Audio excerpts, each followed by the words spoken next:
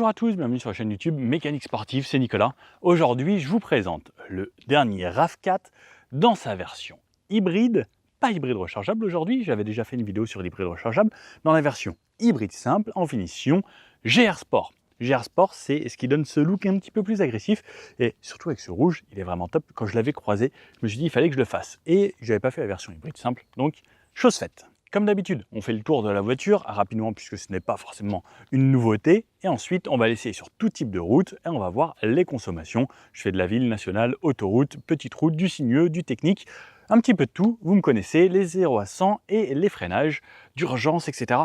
Et c'est complet. Alors, ce RAV4, il commence à partir de 42 500 € pour la version entrée de gamme, le plus bas, et les versions PHEV, elles commencent à partir de 52 000 €. Ensuite, vous ajoutez vos packs, etc. Et on peut s'approcher des 60 000 dans les configurations les plus optionnées, sinon on va tourner autour des 50 avec les versions hybrides simples. Sur les versions hybrides simples, ce sera un moteur 2,5 litres qui se situe sous ce capot, un 4 cylindres qui fait 178 chevaux. Dans les deux cas, puisqu'il existe deux possibilités, soit une 2 roues motrices en traction, soit la AWD, ce qui veut dire All-Wheel Drive, et I pour le Intelligent, qui amène un blocage de différentiel intelligent. La première version, 218 chevaux, couplée au moteur thermique plus l'électrique, on a 178 chevaux plus 120 chevaux, ce qui nous donne donc 218 chevaux en cumulé. Et ensuite, cette version que je vous présente aujourd'hui, c'est la All-Wheel Drive, donc la 4 roues motrices, qui a le même bloc, 2,5 litres, plus le moteur électrique qui assiste les roues avant, plus un moteur électrique à l'arrière qui lui fait 54 chevaux. Et cette fois-ci, ça donne 222 chevaux. Pas de grosse différence niveau puissance, tout comme les 0 à 100, 8 secondes 1 pour cette version, 8 secondes 4 pour l'autre. La seule différence, ce sera le côté pratique de la version 4 roues motrices. Si vous êtes en montagne ou s'il y a souvent de la neige, de la boue, du chemin, ça peut être un petit plus. Et au niveau du couple disponible dans les deux versions, 221 Nm. Au niveau de la vitesse maximum, 180 km/h pour les deux. La différence avec celui-ci également, c'est que celui-ci, on peut bloquer également les différentiels pour se sortir de n'importe quelle mauvaise passe, puisque Toyota sait faire également des 4x4 qui peuvent s'aventurer vraiment partout. Au niveau des dimensions de cette voiture, c'est quand même assez balèze, on la voit, et puis surtout avec ses formes géométriques qui en imposent. 4,62 m de long, 1,85 m de large sur 1,69 m de haut. On a une garde au sol de 19 cm, un tout petit peu moins pour la version trail, et la version trail sera un petit peu plus large également. Au niveau de l'empattement entre la roue avant et la roue arrière, on a 2,69 m. On va voir ce que ça donne aux places arrière, si tout cela nous amène un environnement plus spacieux ou pas. Au niveau du poids, elle fait entre 1650 et 1750 kg selon les versions. On peut mettre 55 litres d'essence là-bas à l'arrière. Au niveau du remorquage, la version traction peut remorquer jusqu'à 800 kg.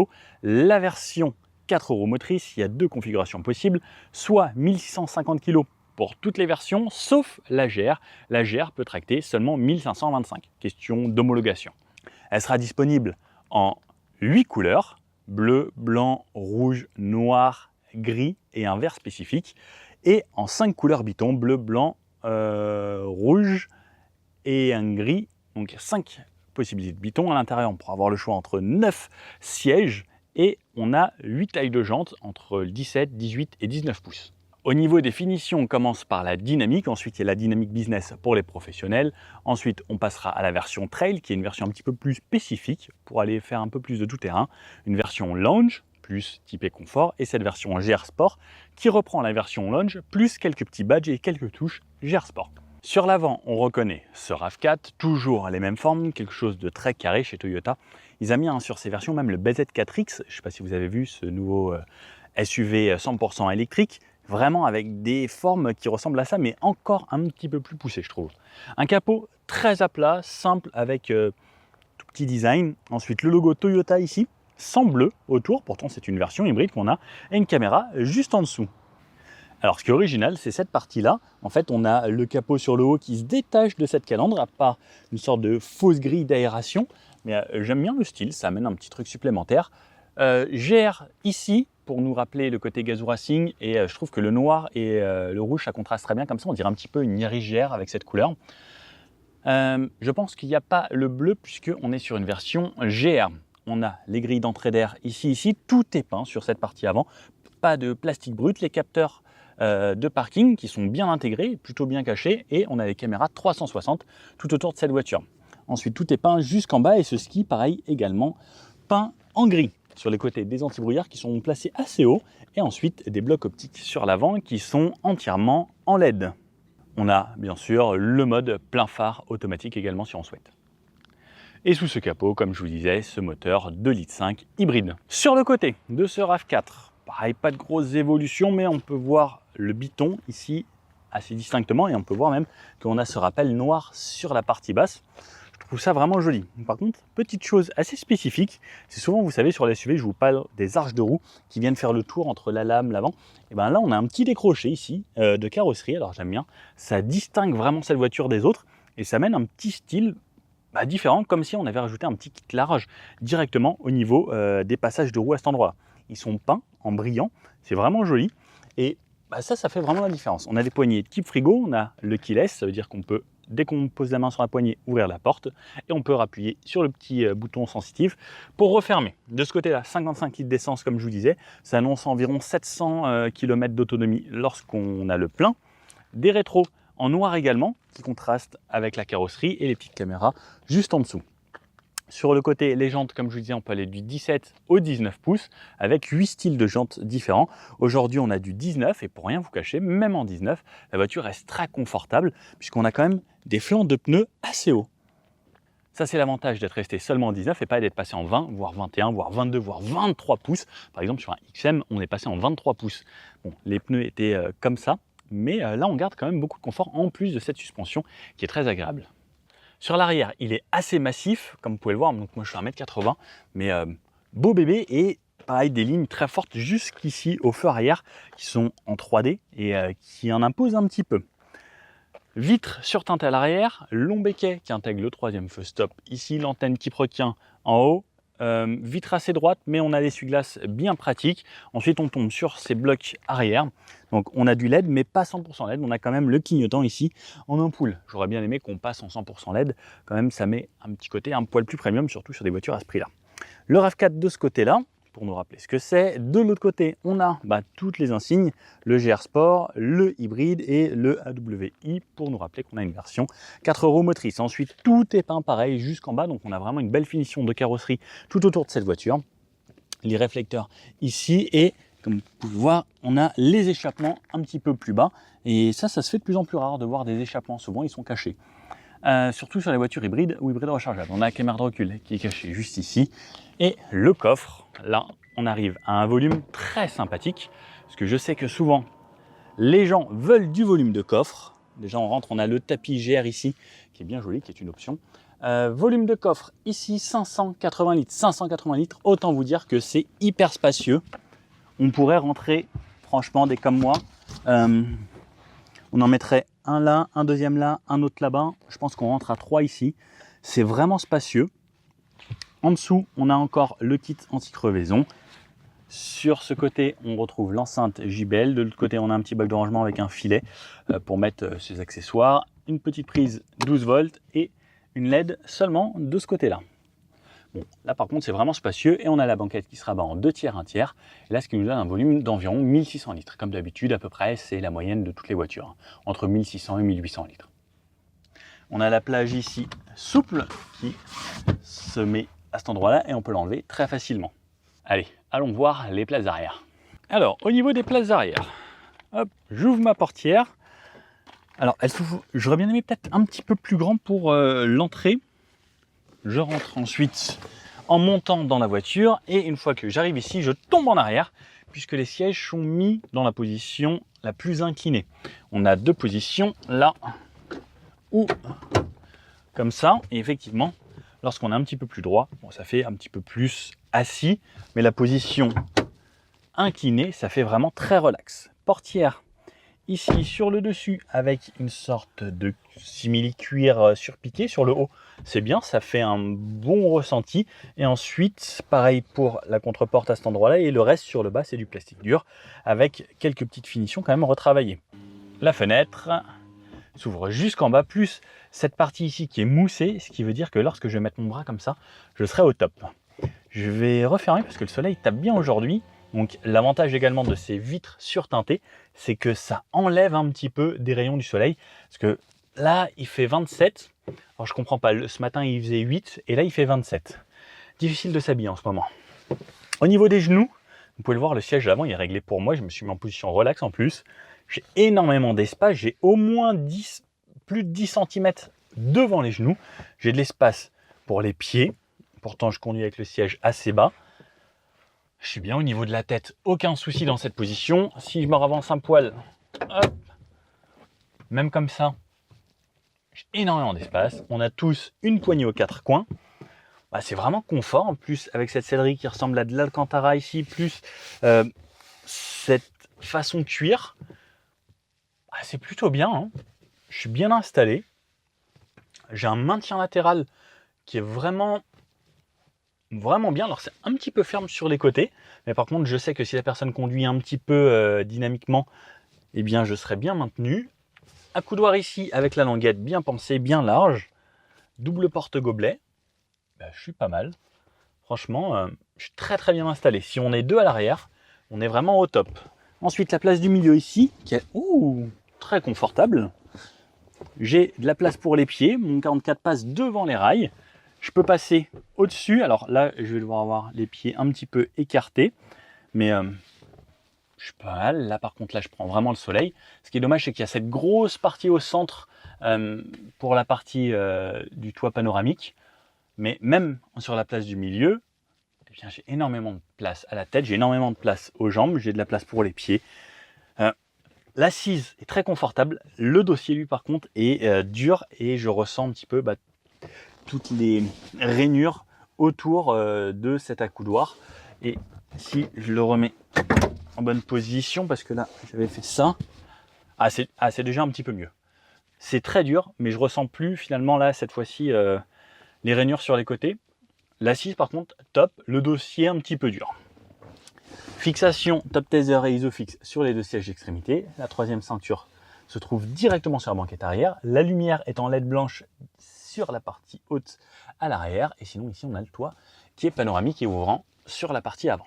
Allez, je vous montre les sièges avant. Infodivertissement. Il y a une petite poche ici d'ailleurs. Pas de ce côté, je comprends pas ça. Pourquoi il y en a que d'un côté.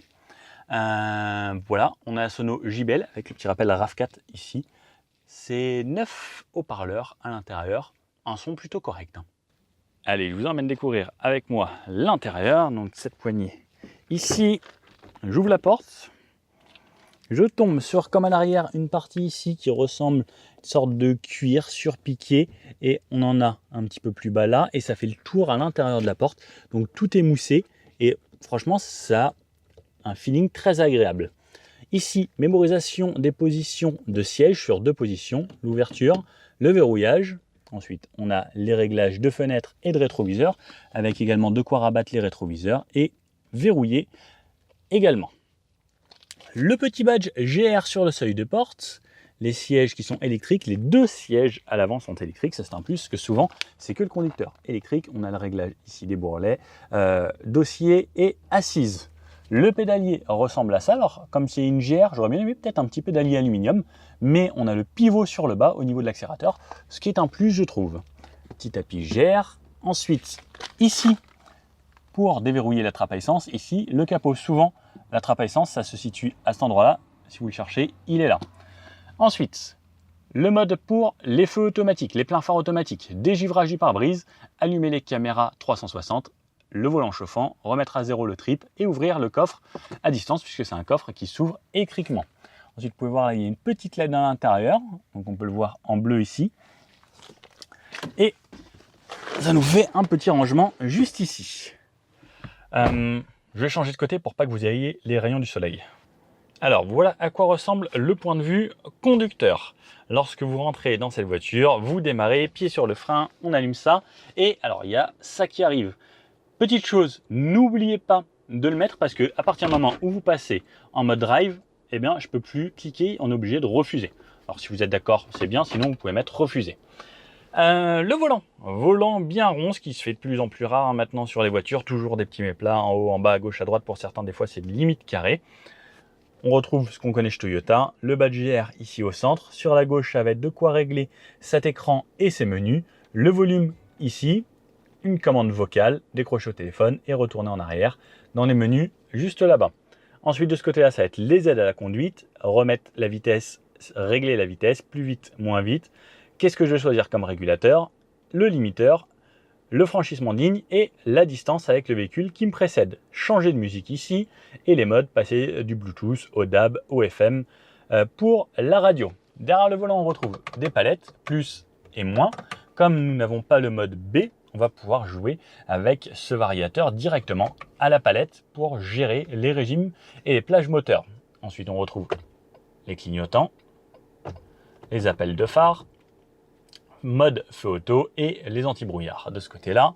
Et de ce côté, ici, les essuie-glaces avec un mode essuie-glace automatique et l'essuie-glace arrière sur le bout. Et pareil, on va régler le niveau ici d'intermittence. Ensuite, cet écran ici, écran 12,3 pouces de diagonale. Alors désolé pour les reflets, je fais au mieux. Hop, comme ça, non. Comme ça. Là, voilà. Au centre, on retrouve la vitesse. Là, je suis en mode parking, je suis en mode éco. EV, ça veut dire que je suis en mode électrique. Ready, ça veut dire que la voiture est prête à rouler. La température, le kilométrage total.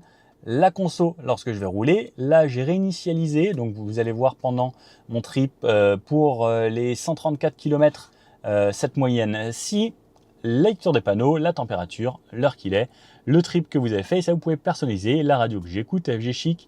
Et il me reste 650 km à faire avec le plein. Et après, donc, je peux personnaliser également mes menus. Si je change, je peux avoir ça, par exemple, sur le côté là-bas. Je peux changer et avoir d'autres informations. Et ensuite, si je veux modifier sur les côtés, je peux aller ici, lui dire voilà, je veux changer, avoir des messages ou autres, ou les aides à la conduite, et changer d'écran également. Je peux passer à d'autres choses, la répartition sur les essieux avant et arrière, le taux de conduite en électrique, l'éco-score et ça. Et pareil, je peux changer de l'autre côté. On a un aérateur ici, deux aérateurs au centre, un aérateur à l'extrémité. JBL là-haut. Pendant qu'on parle d'écran, regardez ça également, c'est un écran ou c'est un rétroviseur, ou un écran ou un rétroviseur. J'avoue que j'aime bien, je m'y suis fait à cette version écran.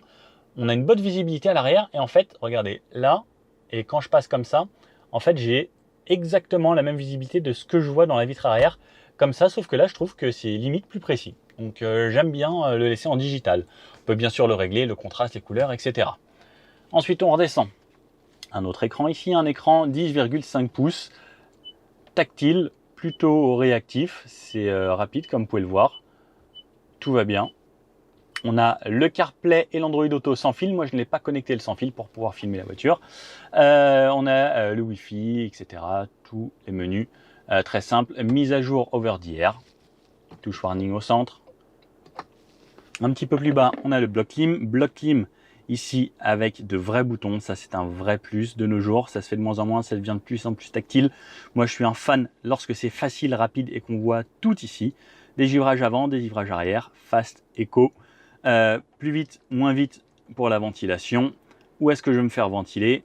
Recyclage d'air et ça c'est si je veux que pour moi, par exemple que conducteur, ou si je veux le passager qu'il est en dual. Climatisation, le dual, climatisation auto et l'éteindre si je veux pas, mais là j'avoue qu'il fait chaud. Désactiver l'ESP, très simple, une touche ici.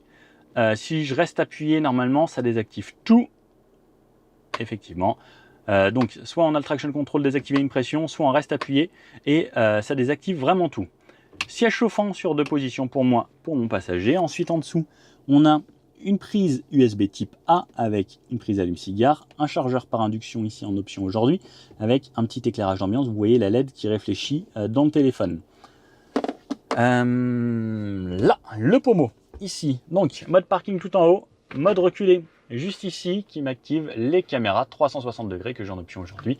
Une caméra arrière fisheye 180 degrés ici, plus le 360 tout autour. Et lorsque je recule, alors regardez, je vais vous le faire ici, la voiture devient petit à petit transparente puisqu'elle se souvient de ce qu'il y a en dessous. Et là, par exemple, si je reviens en avant, alors ça ne le fait plus, pas en avant, mais en tout cas en marche arrière. Et regardez, même si je réactive maintenant, ça se souvient de ce qu'il y a sous la voiture. Ça, c'est vraiment pas mal. Donc, parking, neutre, reculer, pas reculer, avancer, drive. Excusez-moi pour ce petit cafouillage. Drive de ce côté-là, sport sur le côté, et là on peut passer les rapports plus vers l'avant, moins vers l'arrière. Et ça peut jouer en montagne ou pouvoir jouer sur le régime qu'on souhaite. Mode EV, je peux forcer le mode électrique ici si j'ai assez de batterie à basse vitesse. Si je push comme ça, donc regardez ici au niveau des couleurs, là c'est bleu. Je mets sur la gauche, le bouton devient vert. Je mets sur la droite, le bouton devient rouge. Donc on passe sur le mode sport à droite, éco à gauche, push pour normal. Ça me change l'écran ici, là, éco, sport, normal. L'animation est plutôt rapide, c'est vraiment efficace, j'aime bien. Et ensuite on a le mode trail ici qui va nous verrouiller les 4 roues motrices et ce sera juste affiché dans le coin là-bas ou ici lorsque je vais le changer. Ça c'est bien si on a besoin, sinon on laisse en mode automatique. Le auto-hold que j'appuie ici pour pouvoir activer le auto-hold, le frein de parking. Ensuite, là on a un petit rangement, double porte-gobelet avec ça qui est le pack fumeur. Porte-gobelet, hop, ici à l'intérieur on a ce rangement qui est assez grand également. Double port USB type C cette fois-ci pour la recharge rapide. Et ce petit bac qui vient se mettre sur le dessus pour pouvoir mettre des clés, des pièces ou autres. Et cette partie, pareil, qui est moussée, comme vous pouvez le voir, le doigt s'enfonce. Là, donc cette partie, tout comme sur les côtés, en fait, on a un petit peu le même feeling partout, et même sur cet accoudoir ici. Ensuite, là, pareil, on a la même chose. Donc là, c'est moussé, même un petit peu plus ferme, sur piqûre ici, et du moussé sur le haut, avec un peu la même texture. Donc franchement, au niveau du toucher, tout ce qu'on touche sur la partie haute de cette voiture est franchement très quali. Un grand rangement ici également, en dessous de la planche de bord et entre ça et la boîte à gants. Et ensuite la boîte à gants ici, on pourra ranger ses petits livrets, son gilet, etc. Son constat et des ampoules. Le siège ressemble à ça, je ne vous ai pas montré le siège vraiment. Siège avec une sorte d'alcantara au centre, du simili ici, des surpiqûres et la petite touche GR. Alors, vous ne voyez pas trop ici peut-être avec le soleil, le GR sur les sièges. Je vous ai montré là-haut, je ne vais pas montrer ça. La partie pour le toit, les lumières, la touche SOS, le rétro, je vous l'ai montré. Ici, grand miroir et la lumière juste au-dessus. Ah, elle n'a pas envie de s'allumer aujourd'hui. Ah si, c'est bon. Ok. Hop, petit bug. Clac, le micro juste ici, une poignée là et le toit ici panoramique et ouvrant sur la partie avant. Ouvrir le toit, c'est lequel? C'est celui-ci. Et voilà à quoi ça ressemble. Et comme on peut le voir, c'est bien surteinté, ce qui permet de limiter la chaleur dans l'habitacle. Hop. De cette façon, et on peut laisser juste la partie arrière ouverte. Et si je referme, le rideau se ferme automatiquement. Et là, ça devient plus sombre. Bon allez, c'est parti, allons essayer ce RAV4. Bon allez, c'est parti aujourd'hui dans ce RAV4 hybride 222 chevaux, finition GR. Je trouve franchement joli de l'extérieur, magnifique. On va voir ce que ça donne. J'ai remis toutes les consos à 0, donc là il vient de démarrer parce que je faisais l'installation des caméras, etc. Je vais me mettre la clim, j'aime pas en auto, je vais mettre au plus doux, 21 degrés.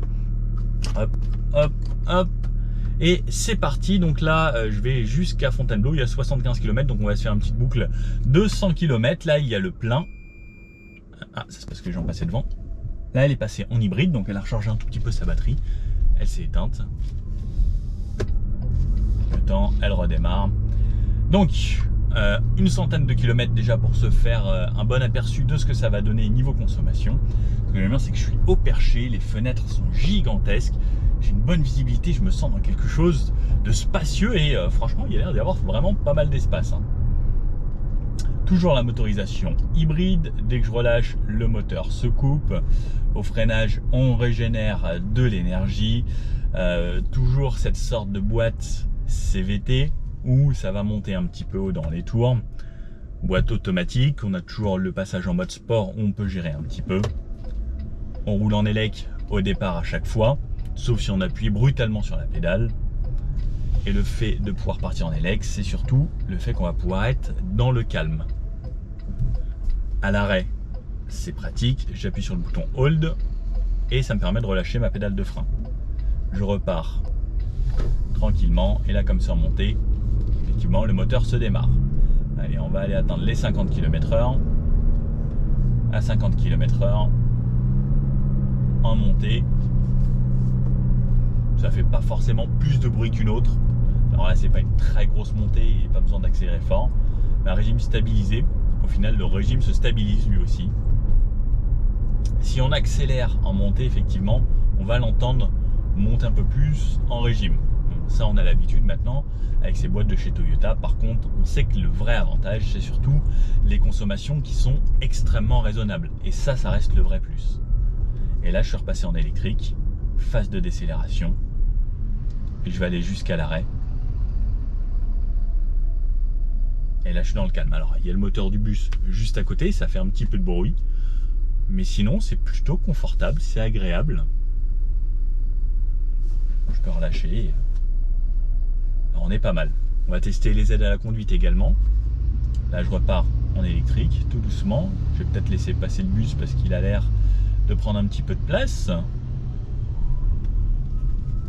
Et hop, il y a un feu. Finalement j'aurais pas dû le laisser passer, mais bon, l'avantage que j'ai c'est surtout que là avec les hybrides, lorsque je suis à l'arrêt, le moteur s'arrête et il redémarre facilement. C'est pas un start and stop, vous savez, ça redémarre par exemple si j'avance, déjà je redémarre en électrique. Ça c'est toujours le côté hyper agréable. Comme je dis, j'ai laissé la clim, c'est beaucoup plus gros comme batterie qu'une batterie de start and stop, qui est une batterie start and stop et juste votre batterie de 12 volts à l'avant. Là on a une batterie spécifique dédiée qui alimente le tout. Donc ça reste un vrai plus. On a toujours les plusieurs modes, Eco, Sport ou le mode normal. On peut commencer en Eco qui lui a pour but de vous faire des économies de carburant, et en fait il amène une cartographie spécifique, et surtout lorsque vous allez appuyer sur la pédale entre Eco et Sport, en fait on va avoir un répondant différent. Allez, on accélère tranquillement, je suis en mode Eco, et en mode Eco déjà si j'ai besoin ça y va bien, largement suffisant, et je pense qu'il n'y a pas une énorme différence entre le mode Eco et le mode Sport si on appuie à fond. Voilà, on sent une petite différence mais c'est pas grand chose. Allez, on vient s'insérer, je repasse en mode Eco. Les camions arrivent très fort aujourd'hui. Il y en a qui sont un peu pressés on dirait. Allez, on double.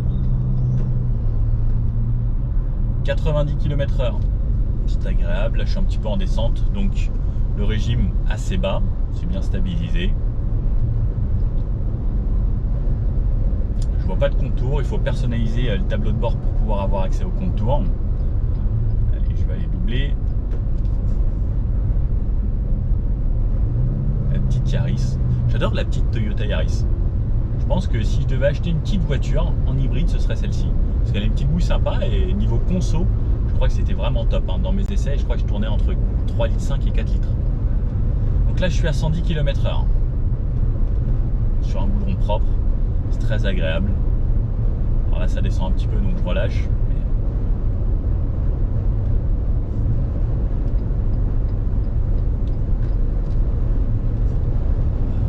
À 110, on a très légèrement du bruit du vent. Je referai une zone un petit peu plus longue après.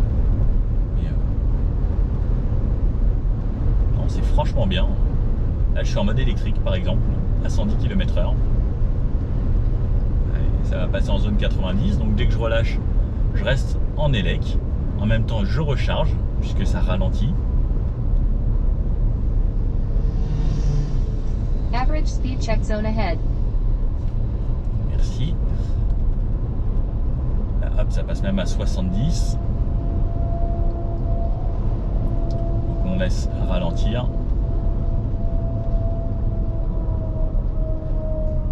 Et on entend un petit peu ce qui se passe à l'extérieur. Quand il n'y a personne autour, ça va, c'est plutôt bien insonorisé. Mais effectivement, quand il y a des camions, on les entend un petit peu. Là, ça passe à 70, donc ce que je vais faire, c'est mettre mon régulateur.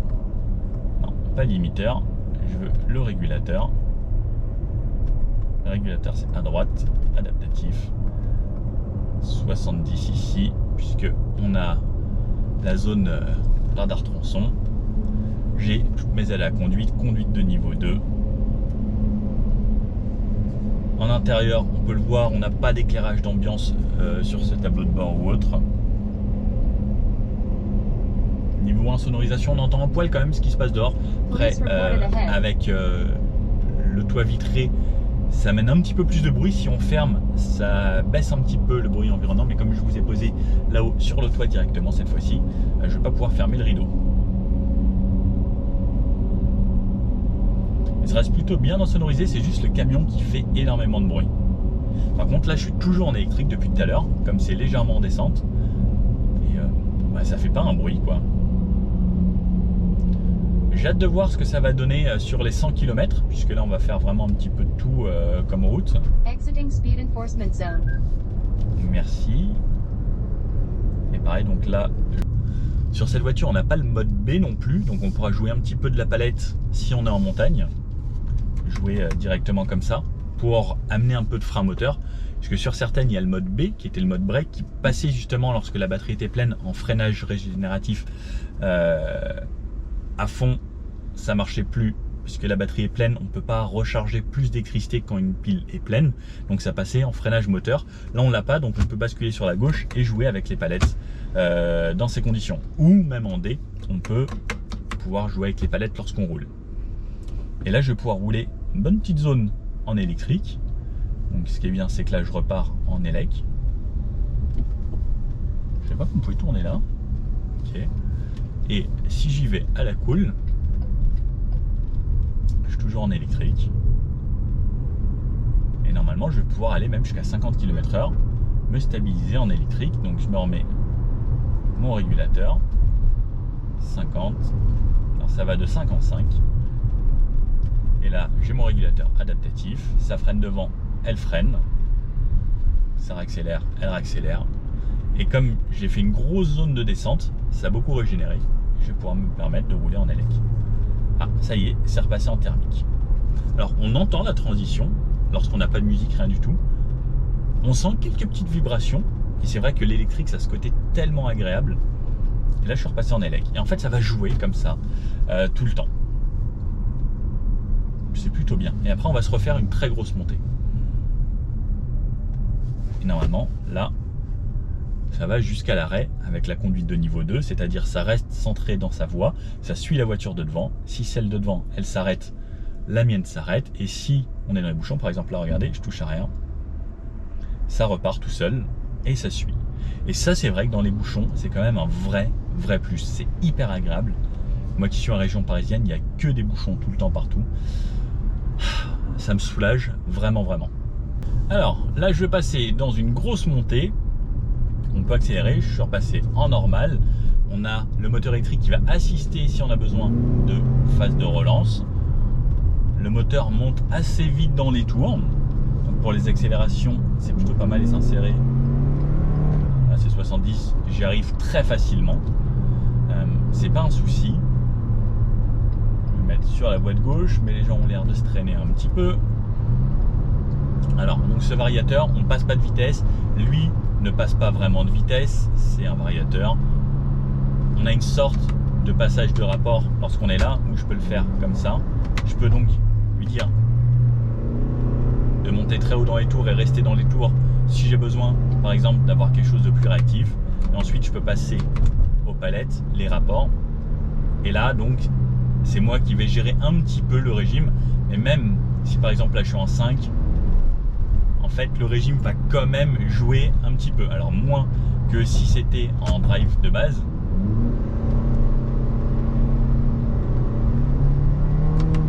Mais si je joue avec la palette, ça va baisser un petit peu le régime si je le souhaite. Après, l'idéal c'est que cette voiture se débrouille très bien. Elle fait en sorte de consommer le moins possible. Donc le but c'est de la laisser faire à sa façon. Et elle va très bien se débrouiller. Et donc là, hop, je me remets le régulateur. C'est 90 ici. Je lui dis 90. Aide à la conduite. Et je me fais conduire. Alors là j'ai réalisé 50 km.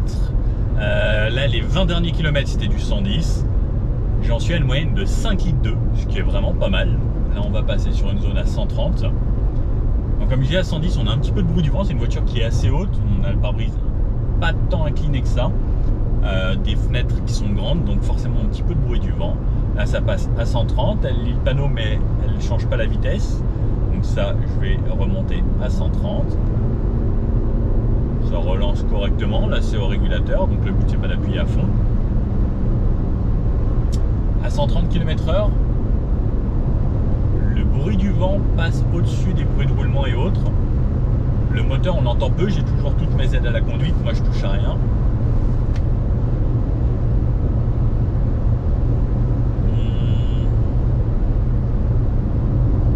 J'entends légèrement le moteur. C'est en très très légère montée là actuellement. Ça reste plutôt bien, la suspension est confortable. Les aides à la conduite se débrouillent pas trop mal. Mais on a un petit peu de bruit du vent. Il reste correct, mais on l'entend quand même un petit peu. Au niveau de la consommation, alors j'ai pas le chiffre exact affiché.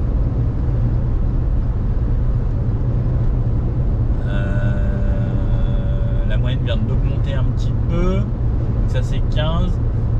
Là ça a l'air de tourner à 7,5 litres à peu près. Ça bouge entre 7 et 8 litres à peu près. Donc là pareil ça se remet en phase de légère montée.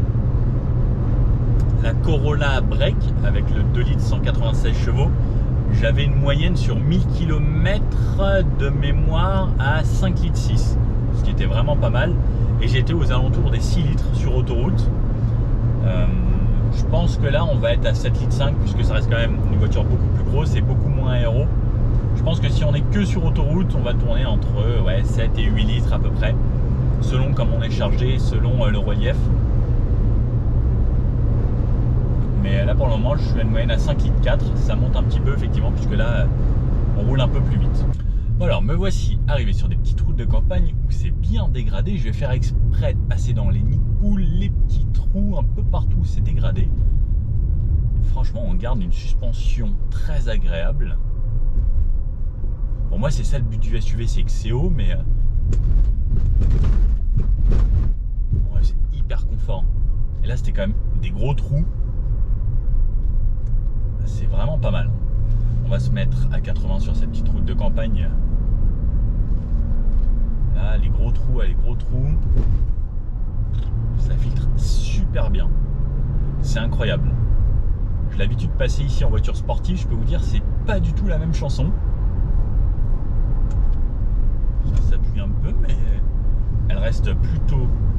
Ouais, en fait, quand on l'appuie gentiment, on a l'impression que c'est dynamique. Par contre quand on fait ça on voit que c'est un petit peu flagada. Et par contre le confort est vraiment top. Mais quand on arrive en virage, en fait ça s'appuie un poil mais elle prend pas tant de roulis que ça si on n'appuie pas vraiment fort. Ah oui, par contre quand on est un petit peu plus brutal, j'ai l'impression que l'arrière s'emmène presque. J'ai l'impression presque qu'il y a 4 roues directrices. Même sur ce gros trou là. C'est assez bluffant. C'est très confortable. Là, on est à 80.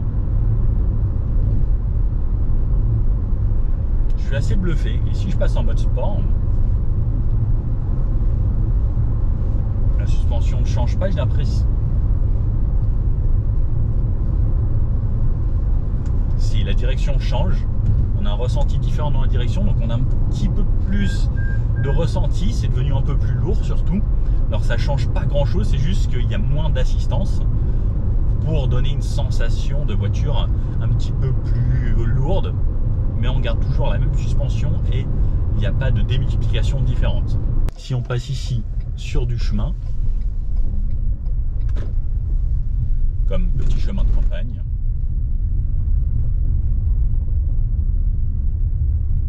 oh, ils ont fait un nouveau parking. Pareil, c'est top. Je vais aller passer dans l'herbe directement. Et même dans l'herbe. Oh, c'est d'un confort. Je crois que là, il y a un gros trou. Non, je vais peut-être pas essayer de faire ça.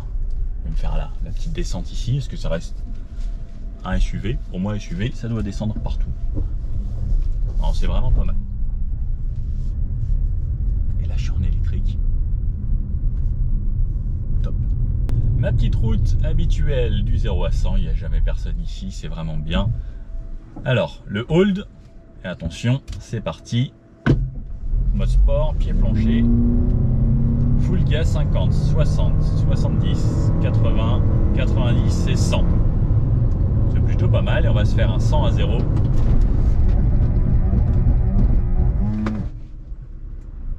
Alors chez Toyota, il y a toujours ce bruit qui me fait énormément peur. C'est le bruit de l'ABS, vous avez entendu? Alors par contre, elle plonge énormément sur l'avant. Quand on accélère fort, elle se cabre un petit peu. Mais regardez, je vous refais un 100 à 0.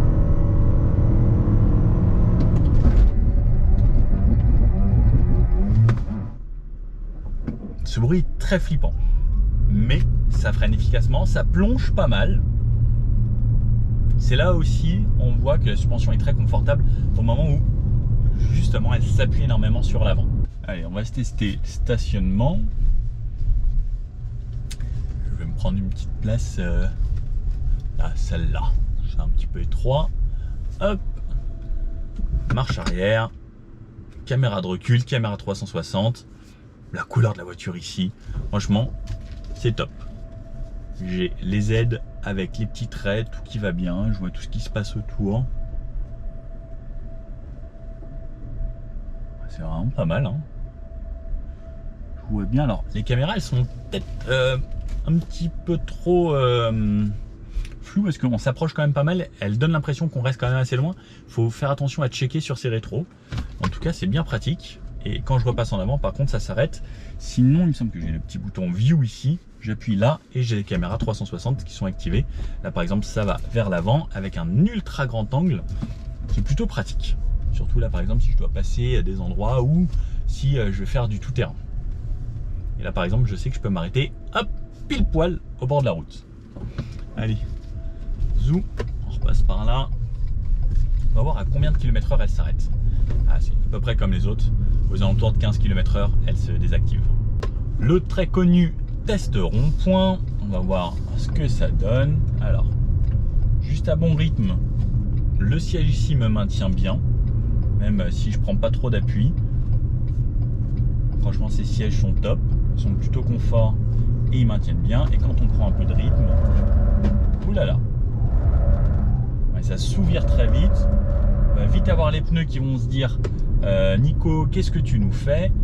Et je laisse passer les gens, on fait attention bien sûr. Et ouais, ça s'ouvre vraiment pas mal. Et si je mets un petit coup de frein, l'arrière est plutôt léger, il s'emmène un petit peu. Donc ça peut être marrant sur une voiture sportive. Mais sinon, elle laisse quand même s'ouvrir pas mal avant de faire intervenir l'ESP. Après, si ça va un petit peu trop loin, il y a quand même l'ESP qui intervient. Mais ça reste plutôt sous-vireur, ce qui n'est pas dangereux. Parce qu'une voiture qui s'ouvre un petit peu, on appuie un poil sur les freins, ça charge l'avant. Attention à pas mettre trop d'angle parce que sinon l'arrière va s'emmener. Mais ça reste plutôt safe. Allez, ma petite route préférée ici, un petit peu sinueuse. Je suis en mode sport, je veux laisser en D puisque les palettes ne me servent pas à grand chose. On va se le faire à rythme plutôt dynamique. Alors, qu'est-ce que ça donne? Là, on est plutôt à bon rythme.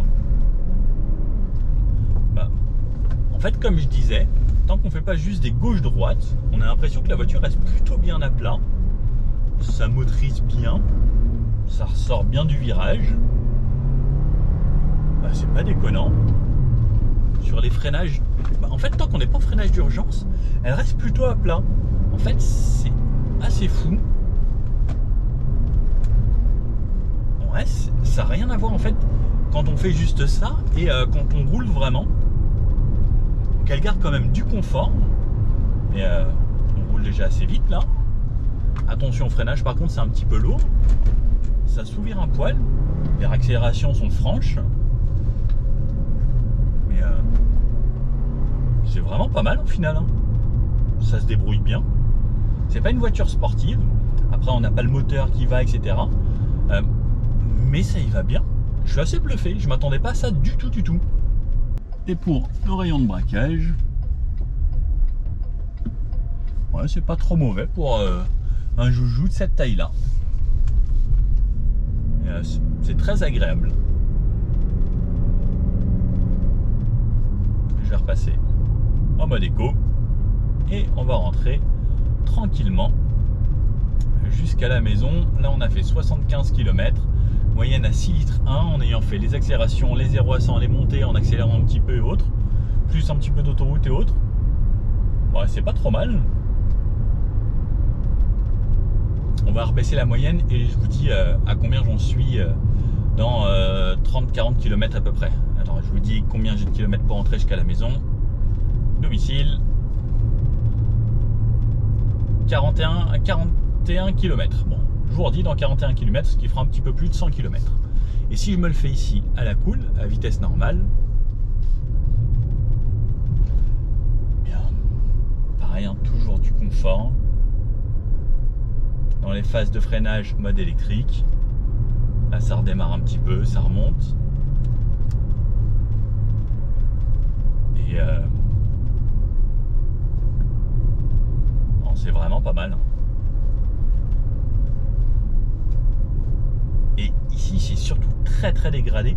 Et en fait, alors je bouge un petit peu, mais ça m'emmène dans un certain confort qui est agréable. Franchement, très bonne auto. Et avec ce look en GR Sport, il y a vraiment quelque chose de sympa, quoi. Je sais pas pourquoi j'accélère. J'ai tout de suite envie d'aller un petit peu plus vite. Bon, et bien, me voilà retourné vers chez moi. Et la moyenne est redescendue à 5,5 litres et j'ai réalisé 115 km. Donc voilà, ça vous fait un bon mix avec un petit peu de tout. 5,5 litres, ça reste vraiment correct, hein. Je suis rentré tranquillement entre 90 et 110. Et ensuite, c'était de la ville et des petites routes. Et puis ce que j'adore, c'est ce côté, je retourne en ville. Ça rejoue énormément avec l'hybride. On peut faire une grosse partie de la ville en électrique, surtout en anticipant bien et encore plus avec le mode éco. Et je trouve cette voiture franchement agréable. Le fait qu'elle soit pas hybride rechargeable, pour moi, c'est un vrai plus, puisque je n'ai pas de quoi recharger chez moi, par exemple. Et les consommations sont vraiment bonnes. Et entre le moment où vous allez acheter une hybride et une hybride rechargeable, en fait, la différence de prix en carburant, bah, il va quand même falloir rouler beaucoup pour pouvoir économiser autant. Puisque là, même si c'est 5,5 litres de moyenne, avant de faire la différence entre l'hybride et l'hybride rechargeable, bah, ça fait quand même quelques kilomètres parcourus, quoi. Et il faut avoir la borne à la maison. Après, c'est vrai que si vous avez la borne à la maison et que vous faites beaucoup de villes et vous voulez surtout le côté agréable, l'hybride rechargeable peut être sympathique. Sinon, je pense que ça, c'est le très bon compromis. Et puis, bah, c'est confort et tout. En plus, avec ce look GR, je trouve qu'elle est magnifique, surtout dans ce rouge-là. J'avoue que la première fois que je l'ai vue, c'était la personne chez Toyota et je la croisais comme ça dans la ville par le plus grand des hasards. Et je l'ai vue, elle est magnifique et il faut que je l'essaye. Donc voilà, c'est chose faite. Bon alors, ce Toyota RAV4, qu'est-ce qu'on en pense? Version hybride, Toyota sait faire, ça fait des années, c'était les pionniers dans l'hybridation, ça fonctionne toujours aussi bien, mais toujours avec ce système spécifique de chez Toyota, avec ses boîtes à variateurs, donc les CVT, ICVT, etc. Bon, c'est toujours un petit peu la même chose, ça fait peut-être un petit peu de bruit, je sais, tout le monde le dit, mais pour moi, c'est pas forcément dérangeant, à moins qu'on habite vraiment en montagne, où là, peut-être qu'on peut se poser la question, se dire, bon, c'est peut-être un petit peu plus bruyant, mais sinon, pour le reste, et la majorité des gens, je trouve que c'est pas dérangeant du tout. Niveau consommation, 5,5 litres de moyenne pour ce genre de joujou comme ça, je trouve que c'est vraiment pas mal. Le mode hybride fonctionne bien, au niveau des consommations, c'est top. Ensuite, comme je le disais, à vous de choisir si vous avez besoin d'un PHEV ou d'un hybride simple. Personnellement, je choisirais toujours l'hybride simple, à moins que je sois vraiment très riche et que je me dise, bon, bah, je peux mettre 10 000 € de plus quasiment pour pouvoir rouler en 100% électrique. Mais 10 000 €, ça en fait des litres d'essence quand même, hein. Parce qu'un plein, on a 55 litres, même si c'est à 2 €, ça fait 110 € le plein. Pour faire 10 000 €, on a de quoi faire quand même. Après, effectivement, pour les sociétés, etc., on peut déduire des charges, des taxes. Ça peut être intéressant d'avoir une hybride rechargeable. Ou vraiment pour son confort au quotidien, si on fait que de la ville, effectivement, on ne mettra plus d'essence pendant très longtemps et on peut garder un plein des fois 6 mois si on fait vraiment que de la ville. Sauf quand on part en vacances, on mettra un petit peu d'essence pour les longs trajets. Mais se trimballer une grosse batterie, ce n'est pas forcément très utile tout le temps. Pour les gens qui font beaucoup de routes, l'hybride rechargeable, ce n'est pas intéressant.